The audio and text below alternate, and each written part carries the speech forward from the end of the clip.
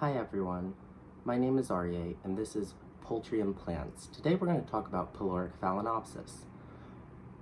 So Peloric Phalaenopsis are when the petals of a Phalaenopsis orchid take on either the substance, the shape, coloring, or the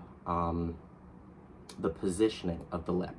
So it can be one, it can be more, it can be all four, it could be a combination of, it could be one or two. Generally, all the time they take on the substance. Peloric Phalaenopsis pretty much always take on the substance of the lip, even if the petals may not look necessarily like the lip. So this is Phalaenopsis Coota Twinkle KD506, and this one is Peloric.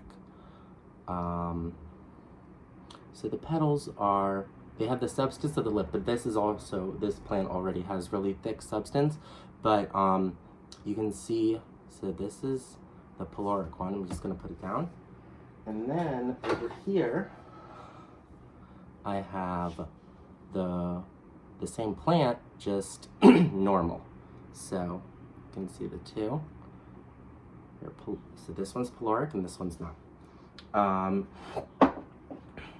So Peloric Phalaenopsis occur, so peloria in Phalaenopsis is a mutation that occurs when the petals take on they start to resemble the lip. This is more common with tissue cultured Phalaenopsis orchids, so about 10% of all tissue cultured Phalaenopsis will show some sort of mutation, flower mutation, whether we're talking mutated flowers with extra parts or fused parts or missing parts or internode spacing or spike length or showing peloria. So finding a Peloric Phalaenopsis is kind of like finding, the needle in the haystack, so to speak, because I don't know the exact percentage, but to me it seems like it's a 1 in 100 chance of finding it. Some clones of Phalaenopsis are more likely to produce Peloric plants, while others are more likely to produce plants with missing or extra flower parts. So I like them. Some people don't, personally, which is fine. There are a few types of peloria in Phalaenopsis. So you have butterfly peloria, so that's when the petals are spread open. Just looking for a plant like this one. This is Ox Little Prince, and it's Peloric. So you can see the petals are spread open, but they've taken on some of the color and a bit of the shape of the lip. There's also cup peloria. You can see on this Phalaenopsis kimono. You can see from the side. See how the petals are cupped. So some people call that Lycastenopsis because it's a very similar flower shape to the Lycast or Lycasti orchid, but I just call it cup peloria. It's easier. So those are really the two main parts, main types. Now sometimes you can also get a Phalaenopsis orchid that's kind of intermediary between the two. So this one is a no ID, multiflora. So you can see the petals have taken on, the substance and kind of the colors of the lip, but if I turn it to the side, where's the good one? There's a good one over here. Excuse the dog barking. You can see that they're not flat, but they're not quite cup. So they're a little intermediary. And then I do have two orchids of the same clone that show two different types of peloria. So these are both Phalaenopsis Young Home Lucky Star YH0015. And this one has cup peloria, and this one has butterfly peloria. And I will pop in a picture of a normal flower because I don't own one. But so yeah, so I found these at my local nursery. So I picked them up. And so the reason also you don't really see Peloric Phalaenopsis a lot is because they're aside from the fact that they don't occur as often, also a lot of commercial growers screen their plants for uniformity because clients and customers want a uniform plant.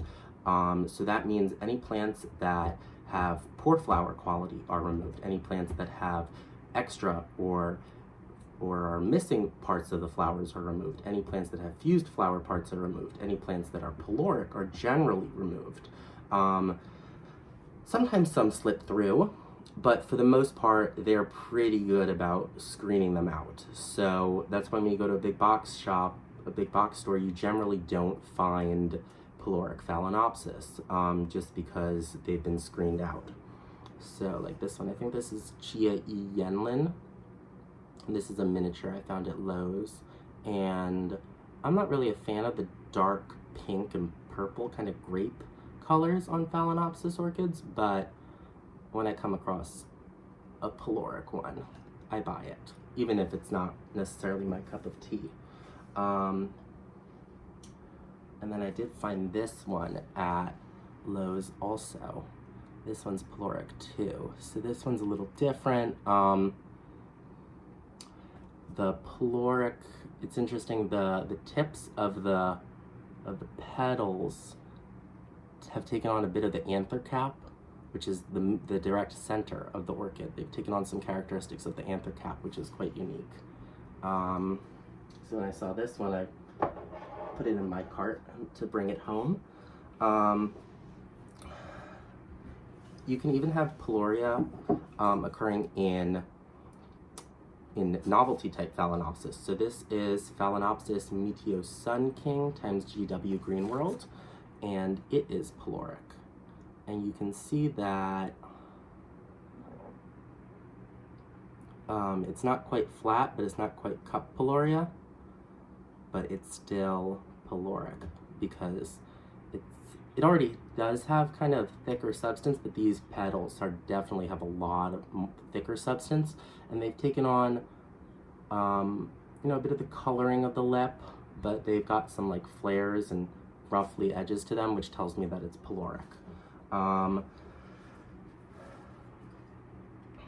This is, I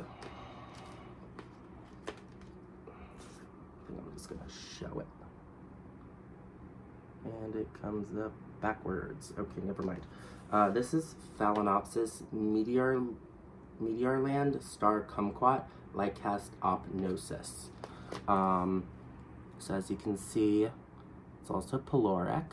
Doesn't have butterfly peloria. It has cup peloria. And what's interesting about this one is that one petal is like a flattened lip, and the other petal is just kind of like the colors of the lip. So it's really unique. And I really like the spotting on it. Now, a plant like this probably wouldn't get an award just because both flowers, if all the flowers show this kind of, two different types of peloria on the same flower, probably wouldn't get awarded, which is okay. It adds some nice uniqueness to my collection. And this is Jeho Summer Love Little Pixie. So this is a cross between Teisuku Mickey and Phalaenopsis bellina. So get some thicker petal stuff, so you get some thicker flower substance because of the bellina, and you also get some fragrance. I believe Teisuku Mickey is also fragrant, but definitely the bellina gives fragrance. So this is what's called a splash petal lip hybrid. So you can see the lip. This plant also has like a really thick lip. You see how thick the lip is? Yeah, it's a thick lip. So the petals are pretty much flat, and they look like normal petals, but they've kind of taken on a bit of the coloring of the lip, and they have just kind of the color of the lip on the edge. So that's kind of why they call it splash petal lip, because it's like just a little splash of color of the peloria. So Teisuku Miki does have this. It does have splash petal lip peloria as well. So when bred to a Bellina, that shows that peloria is a dominant trait. But I think splash petal lip peloria is a kind of like a diluted version of butterfly peloria to a degree, definitely.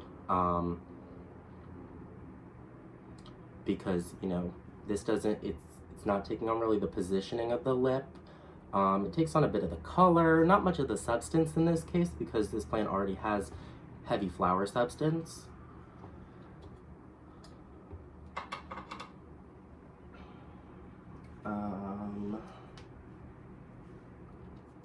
Yeah, so that's what's up with Peloric Phalaenopsis. Some people like them, some people don't. You know, it's totally fine. Personally, I prefer some varieties like Phalaenopsis Ox Little Prince. I really, really like it as a Peloric Phalaenopsis. When it's regular, it's just really not very attractive to me. There's a lot of white and a bit of pink spotting, but it's mostly a white flower. So when I saw one that was Peloric, you know, I found that really, really attractive, so I picked it up.